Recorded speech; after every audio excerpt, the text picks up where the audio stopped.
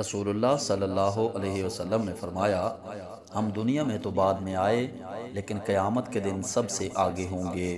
فرق صرف یہ ہے کہ یہود و نصارہ کو کتاب ہم سے پہلے دی گئی اور ہمیں بعد میں۔ تو یہ دن جمعہ وہ ہے جس کے بارے میں اہل کتاب نے اختلاف کیا۔ اللہ تعالیٰ نے ہمیں یہ دن بتلا دیا۔ اس کے بعد دوسرا دن ہفتہ یہود کا دن ہے اور تیسرا دن اتوار نصارہ کا۔ پھر آپ خاموش ہو گئے۔ صحیح بخاری حدیث نمبر 896۔ اس کے بعد فرمایا کہ ہر مسلمان پر حق ہے اللہ تعالیٰ کا ہر 7 دن میں ایک دن جمعہ میں غسل کرے جس میں اپنے سر اور بدن کو دھوئے۔ صحیح بخاری حدیث نمبر 897۔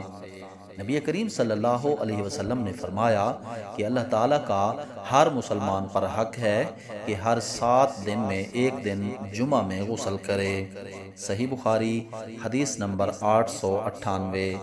نبی کریم صلی اللہ علیہ وسلم نے فرمایا، عورتوں کو رات کے وقت مسجدوں میں آنے کی اجازت دے دیا کرو۔ صحیح بخاری حدیث نمبر 899۔ حضرت عمر رضی اللہ عنہ کی ایک بیوی تھی جو صبح اور عشاء کی نماز جماعت سے پڑھنے کے لیے مسجد میں آیا کرتی تھی۔ ان سے کہا گیا کہ باوجود اس علم کے کہ حضرت عمر رضی اللہ عنہ اس بات کو مکروہ جانتے ہیں اور وہ غیرت محسوس کرتے ہیں، پھر آپ مسجد میں کیوں جاتی ہیں؟ اس پر انہوں نے جواب دیا کہ پھر وہ مجھے منع کیوں نہیں کر دیتے؟ لوگوں نے کہا کہ رسول اللہ صلی اللہ علیہ وسلم کی اس حدیث کی وجہ سے کہ اللہ کی بندیوں کو اللہ کی مسجدوں میں آنے سے مت روکو۔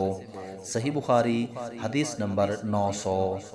عبداللہ بن عباس رضی اللہ عنہما نے اپنے مؤذن سے ایک دفعہ بارش کے دن کہا کہ اشہد ان محمد رسول اللہ کے بعد حی علی الصلاۃ، نماز کی طرف آؤ نہ کہنا بلکہ یہ کہنا کہ صلوا فی بیوتکم، اپنے گھروں میں نماز پڑھ لو۔ لوگوں نے اس بات پر تعجب کیا تو آپ نے فرمایا کہ اسی طرح مجھ سے بہتر انسان رسول اللہ صلی اللہ علیہ وسلم نے کیا تھا۔ بے شک جمعہ فرض ہے اور میں مکروہ جانتا ہوں کہ تمہیں گھروں سے باہر نکال کر مٹی اور کیچڑ فصل وان میں چلاؤں۔ صحیح بخاری حدیث نمبر 901۔ لوگ جمعہ کی نماز پڑھنے اپنے گھروں سے اور اطراف مدینہ گاؤں سے مسجد نبوی میں باری باری آیا کرتے تھے۔ لوگ گرد و غبار میں چلے آتے، گرد میں اٹے ہوئے اور پسینے میں شرابور۔ اس قدر پسینہ ہوتا کہ تھمتا نہیں تھا۔ اسی حالت میں ایک آدمی رسول کریم صلی اللہ علیہ وسلم کے پاس آیا۔ آپ نے فرمایا کہ تم لوگ اس دن جمعہ میں غسل کر لیا کرتے تو بہتر ہوتا۔ صحیح بخاری حدیث نمبر 902۔ انہوں نے عمرہ بنت عبد الرحمن سے جمعہ کے دن غسل کے بارے میں پوچھا۔ انہوں نے بیان کیا کہ حضرت عائشہ رضی اللہ عنہا فرماتی تھیں کہ لوگ اپنے کاموں میں مشغول رہتے اور جمعہ کے لیے اسی حالت میل کچیل میں چلے آتے، اس لیے ان سے کہا گیا کہ کاش تم لوگ کبھی غسل کر لیا کرتے۔